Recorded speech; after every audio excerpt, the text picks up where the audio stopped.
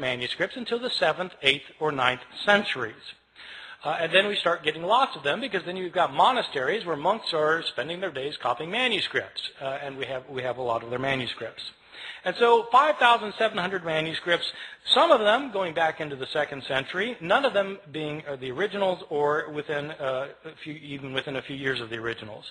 So with all of these differences, with all of these manuscripts, how many differences are there? Throughout the Middle Ages, it appears that scholars didn't realize that there was a problem of not having the original text, or very few scholars realized that this was a problem. Even the scribes copying the text, they sometimes would realize there were differences in the manuscripts they were copying, but they didn't make a very big deal about it. The first time somebody made a really big deal about this was exactly 300 years ago this year, in the year 1707.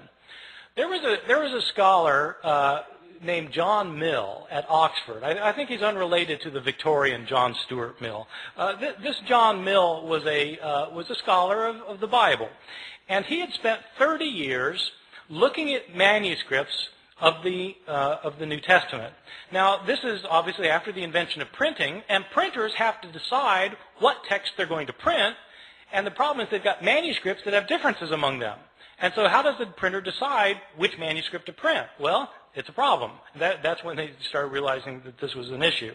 Well, John Mill wanted to produce a printed edition of the Greek New Testament.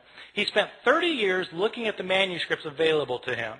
He had available to him 100 manuscripts, approximately 100 manuscripts. And he printed up his edition of the Greek New Testament, in which he'd give a verse, and then at the bottom of the page he would indicate the places where the manuscripts differed from one another for that verse. To the shock and dismay of many of his readers, when John Mill produced his edition of the Greek New Testament, it included an apparatus at the bottom of the page that cited 30,000 places where the manuscripts differed from one another.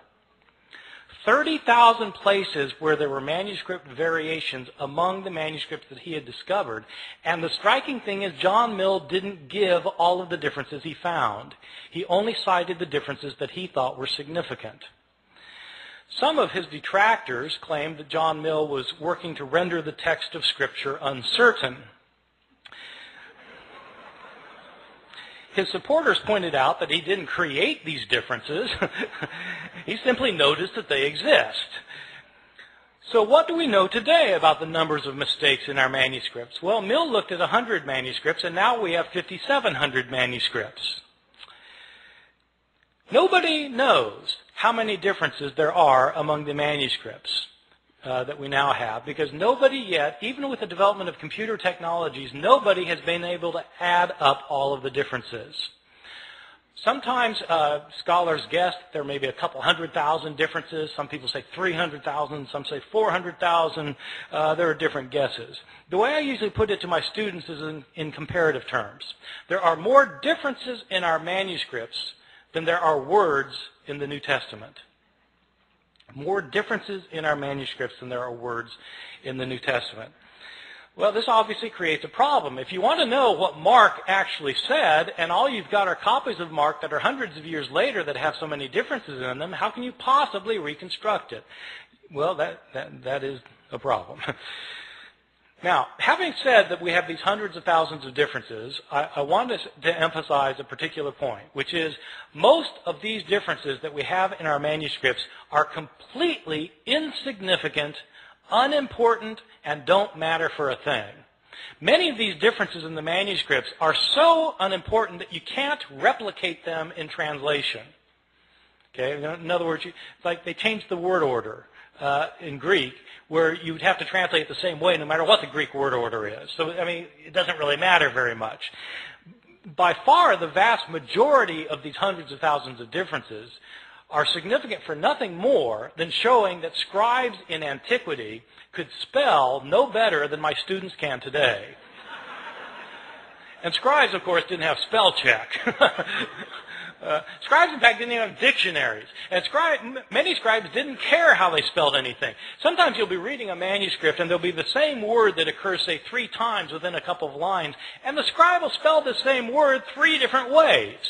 He just doesn't care how the word is spelled. Well, so, you've got lots and lots of those kinds of changes, and what do they matter for? They don't matter at all. So, having said there are all these hundreds of thousands of differences, I want to stress that most of them don't matter for very much.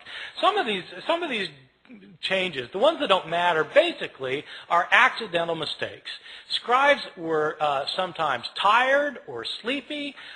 Sometimes they were distracted. Sometimes they were inept or unqualified, and they made mistakes. They would leave out a word. They'd leave out a verse. Sometimes they'd leave out a page.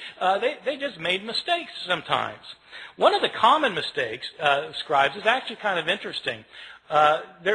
Sometimes, in the New Testament, you'll have a saying where you'll have two lines that end with the same words. Like Jesus in Luke chapter 12 says that whoever confesses me before people will be confessed before the angels of heaven, and whoever denies me before people will be denied before the angels of heaven. So you've got two lines that end with the words before the angels of heaven.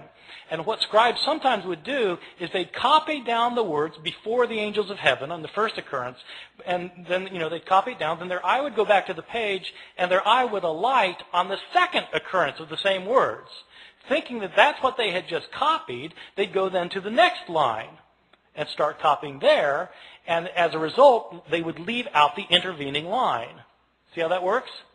That kind of phenomenon is where your eye skips from one line to another. It's called parablepsis. Parablepsis. And when you have words that end the line the same way, that's known as homoteleuton. So this kind of mistake is called parablepsis occasioned by homoteleuton. It's on my final exam at Chapel Hill. Probably the most egregious mistake in any manuscript of the New Testament, one of my favorites, is in a manuscript that's manuscript 109. It's 109 because it's written on parchment and animal skin instead of papyrus, and it's the 109th manuscript that was cataloged. This is a 10th century manuscript that was written by a scribe who wasn't paying attention, and this scribe was copying the Gospel of Luke. Now, the Gospel of Luke is one of the two Gospels in the New Testament that has a genealogy of Jesus.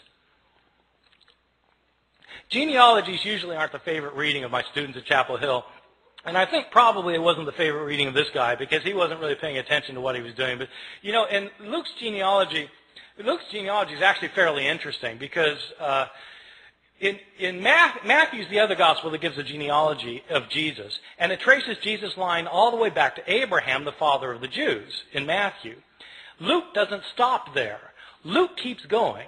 Luke traces Jesus' genealogy all the way back to Adam, as in Adam and Eve. This is a fantastic genealogy. I've got an aunt who's a genealogist who's traced my family, back to the Mayflower. The Mayflower, Adam and Eve.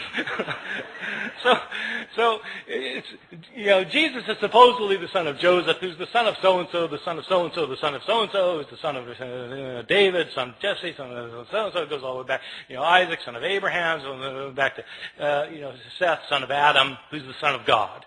Okay, this genealogy. It goes all the way back.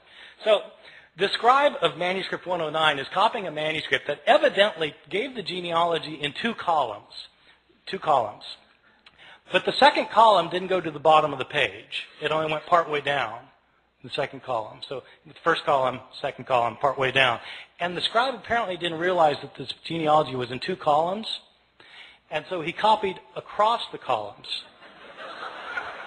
instead of copying one column then the other column, leading to some very interesting results. As it turns out, Adam isn't the first human being. There was a man named Phares, who's the father of the human race, and as it turns out, God is the son of Aram. So it happens. These kinds of mistakes are just pure accidental mistakes that scribes mess up in places. There are other kinds of mistakes that are what I think are probably intentional mistakes. I differentiate between accidental mistakes where scribes just slip up and intentional mistakes where it looks like scribes are actually trying to change the text. Now, I don't know for sure that scribes are trying to change the text. I don't have any scribes around to interrogate about the matter. But there are some changes that don't look like they could possibly simply be a slip of the pen. And there are others